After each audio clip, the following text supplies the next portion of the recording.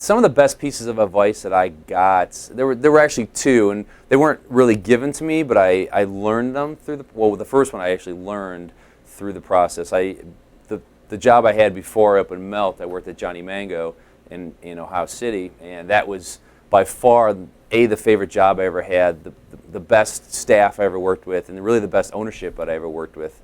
I picked up a lot of my management style, my ownership style, the way that I run my business. I picked up a lot of good and bad things from different management teams and different owners that I worked for in the past. You learn so much more from actually bad managers and bad owners than you do from good owners and good, So, but luckily for me, the ownership at Johnny Mango was fantastic, and I learned that two people opened up a restaurant on a shoestring budget, and it was successful, and people loved it. And then that gave me the confidence to say, you know what, I've always wanted to do this too.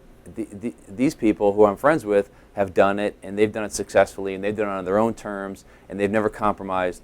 If they can do it, I can do it. So that gave me the confidence to do it. But I also learned from them that treating your staff like family and including them in every aspect of what you do, those kind of things, those are things that I have always believed in when I was working for different people, and I always try to instill in my management style. But seeing it first and foremost and working with those people really brought it home and said, this is the way that you need to have a management style, is treating people like equals and really running a family atmosphere with your staff. That was a piece of advice that really wasn't handed to me and said, Matt, this is how you have to do it, but I just kind of learned that through the 5 years that I worked with them.